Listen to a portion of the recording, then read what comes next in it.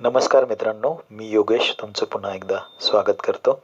You can heal your life हे पुस्तक आपण समजून घेत आहोत.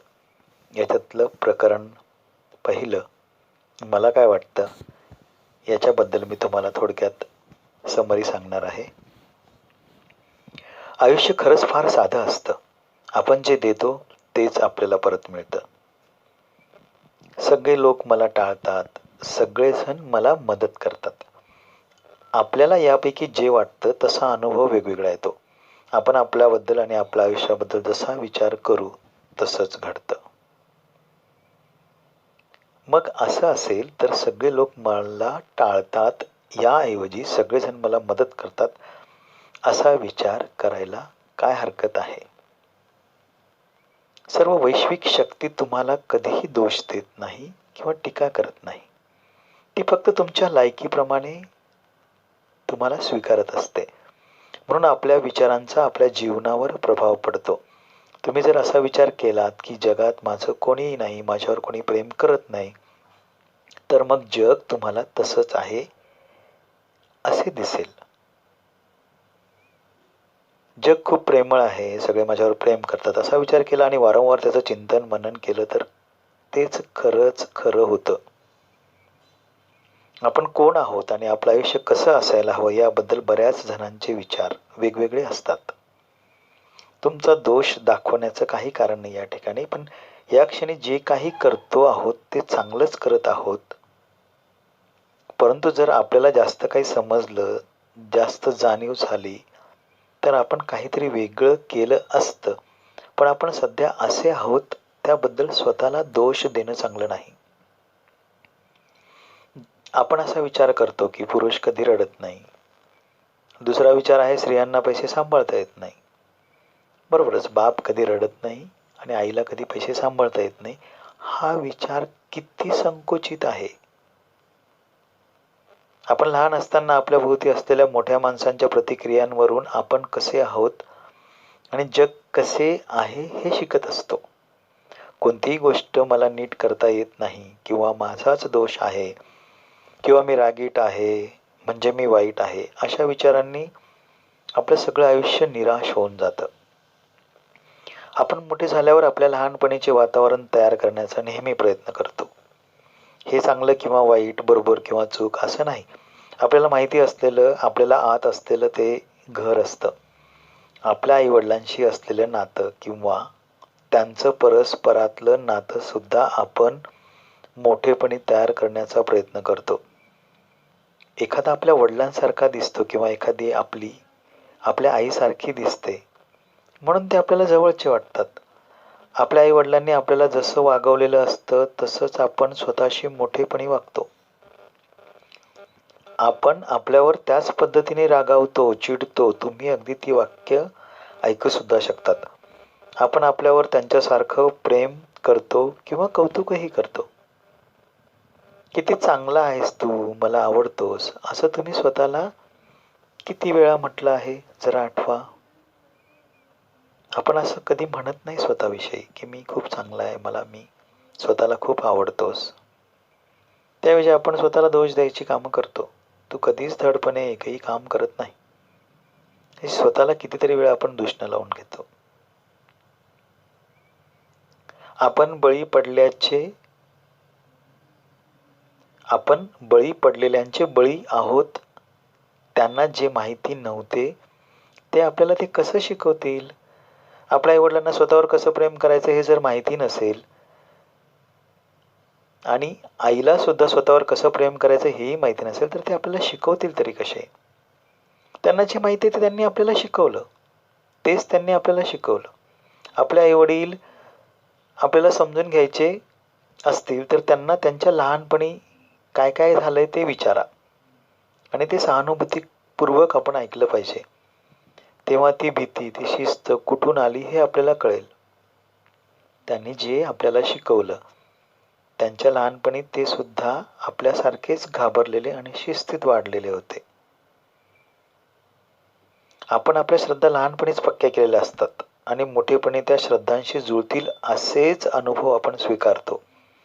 जरा भूतकाळात जाऊन आपले अनुभव जर आपण आठवले आपण ते अनुभव पुन्हा पुन्हा अनुभवलेले असतात, कारण ते आपल्याशी मिळते जुळते आहे असंच वाटत असतं. फक्त वर्तमान काळातच शक्ती साठवलेली असते. आता या क्षणापर्यंत आपल्या आयुष्यात जे काही घडलं आहे, ते आपण भूतकाळात केलेल्या विचारांमुळे आणि समजुतीमुळे घडलेलं असतं. कालच्या, मागच्या आठवड्यातल्या, मागच्या महिन्यातल्या 10, 20, 30, 40, 50 वर्षापूर्वीच्या विचारांनी आणि शब्दांनी घडलेलं असतं. तो भूतकाळ होता. जे झालं ते झालं. आता या क्षणी आपण कोणता विचार करणार आहोत, कशावर विश्वास ठेवणार आहोत आणि काय बोलणार आहोत हे महत्त्वाचे आहे. कारण हे विचार, हे शब्द आपलं भविष्य घडवणार असतं. आपली शक्ती वर्तमान काळात साठवलेली आहे आणि ती आपला उद्याचा, पुढच्या आठवड्यातला, पुढच्या महिन्यातला, पुढच्या वर्षातला अनुभव घडवणार आहे. म्हणजेच जे काही घडतं ना, जे काही घडतं, फक्त वर्तमान काळातच शक्ती साठवलेली असते. हा सगळा खेळ विचारांचा आहे आणि विचार बदलता येतात. आपल्या समस्या कोणत्याही असो, आपले अनुभव हे आतल्या विचारांचे बाह्य परिणाम असतात. अगदी स्वतःबद्दलचा द्वेष सुद्धा एक विचारच आहे. मी चांगला नाही असा हा विचार आपल्याला सांगतो कधी कधी. हा विचार आपल्या मनात एक भावना निर्माण करतो आणि तो आपण स्वीकारून घेतो. पण आपल्या मनात तो विचार नसेल तर तशी भावना निर्माण होत नाही. आणि विचार बदलता येतात. विचार बदला, भावना आपोआप निघून जायला हवी. सगळी शक्ती वर्तमान काळातच साठवलेली आहे किंवा असते. किती चांगली गोष्ट आहे ही. या क्षणापासून आपण मुक्त होऊ शकतो ना. विश्वास ठेवा. विश्वास ठेवा किंवा ठेवू नका. विचारांची निवड आपणच करतो. एकच एक विचार मनात घोळत ठेवण्याची आपल्याला इतकी सवय झालेली असते की त्याची निवड आपणच केली आहे हे आपण विसरून जातो. सुरुवातीला खरंच आपणच त्याची निवड केलेली असते. काही विचारांना आपण नकार देऊ शकतो. जरा आठवून बघूया, सकारात्मक विचारांना आपण कसा नकार देतो. तसेच नकारात्मक विचारांना सुद्धा आपण नकार देऊ शकतो. प्रत्येकाच्या मनात खोलवर एक समज रुतलेला असतो. तो म्हणजे माझ्यात काहीतरी कमी आहे. आपण याला आणखी बरंच जोडत असतो. मला काहीच चांगलं करता येत नाही, माझी लायकीच नाही तेवढी. आपल्याला सुद्धा असंच वाटत असतं ना. हीच भावना आपल्या मनात सतत घोळत असते. पण चांगला नाही म्हणजे कोणाच्या तुलनेने चांगला नाही आणि कोणी ठरवायचं ते, हाच विचार जर सतत मनात घोळत असेल तर आयुष्यात प्रेम, आनंद, आरोग्य कसं मिळणार. पण आपलं अंतर्मन याला सतत विरोध करत असतं. दोन्ही विचार एकत्र कधीच येत नाही. काही ना काहीतरी चुकतच असतं. चीड, टीका, दोष आणि भीती हे इतर कशाही पेक्षा जास्त समस्या निर्माण करतात. ह्या 4 गोष्टी आपल्या शरीराचं आणि आपल्या आयुष्याचं नुकसान करतात. या भावना इतरांना दोष देण्यामुळं आणि स्वतःची जबाबदारी झटकून टाकल्यामुळे निर्माण होतात. असं बघा, आपल्या आयुष्यात घडणाऱ्या प्रत्येक गोष्टीची जबाबदारी जर आपण स्वीकारली तर त्याचं खापर दुसऱ्यावर फोडण्याची काही गरज नाही. बाहेर जे काही घडतंय ते आतल्या विचारांचं प्रतिबिंब असतं. तुम्हाला दोष देणाऱ्यांची बाजू आपण या ठिकाणी घेत नाहीयेत, पण आपल्या मनात जी समजूत असते त्यामुळे ते तसं वागत असतात. सगळेजण मला नाव ठेवतात, टीका करतात, माझा कोणी आदर करत नाही, असं आपल्याला सारखं वाटतं. पण ही नकारात्मक विचारांची मालिका असते. या मनातल्या विचारांमुळे लोक तुमच्याशी तसं वागत असतात. तुम्ही असं विचार करण्याचं जर सोडून दिलं तर ते लोक तुम्हाला पण सोडून देतील टीका करण्यापासून आणि दुसरे कोणाला तरी दोष द्यायला सुरुवात करतील. तुमच्यामध्ये त्यांना काही रस पण वाटणार नाही. क्षमाशील झालात आणि संतापापासून मुक्ती मिळाली तर सगळे आजार आपोआप बरे होतात. कधी कधी भीती आणि तणावामुळे केस गळतात. हेही एक केस गळण्याचं महत्त्वाचं कारण आहे. म्हणून क्षमाशील असायला आणि भीती आणि तणाव आपल्याला काढून टाकता यायला पाहिजे. आपण भूतकाळाबद्दलचा आपला दृष्टिकोन बदलू शकतो. मागे जे झालं ते झालं, ते आता आपण बदलू शकत नाही, पण भूतकाळाबद्दलचे विचार मात्र बदलू शकतो.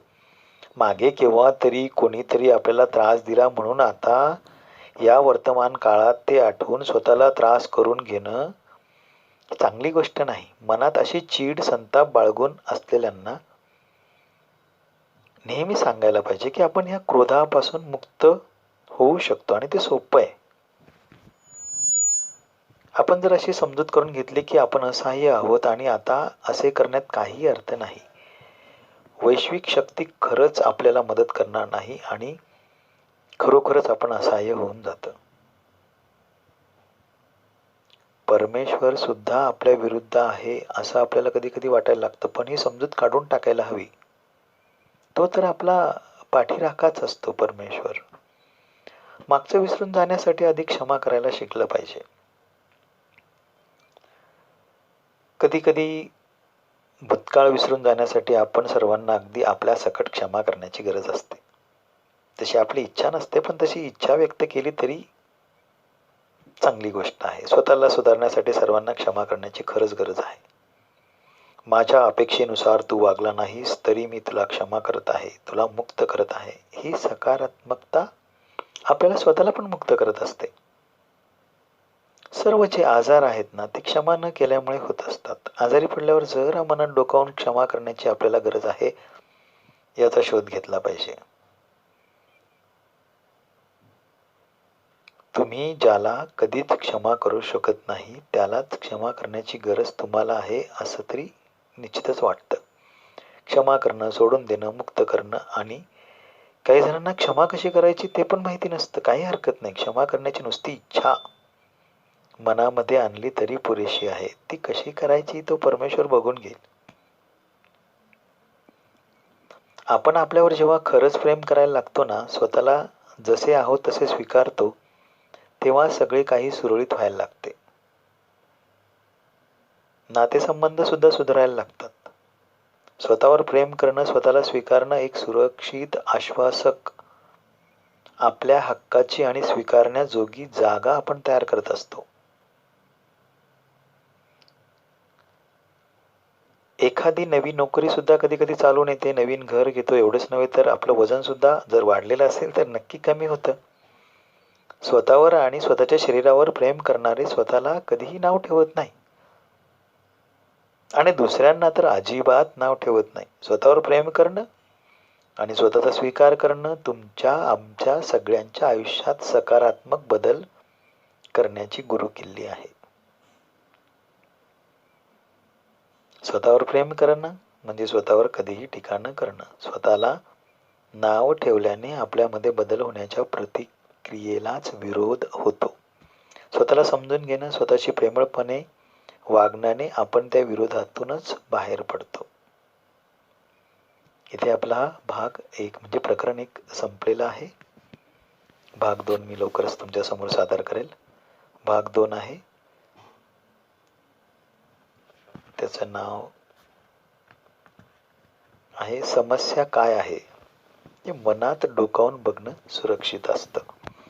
त्याचाच थोडक्यात सारांश मी तुम्हाला पुढच्या व्हिडिओमध्ये टाकणारच आहे. तोपर्यंत मी योगेश तुमचा सगळ्यांचा निरोप घेतो. चॅनलला सबस्क्राईब नक्की करा. Okay, bye.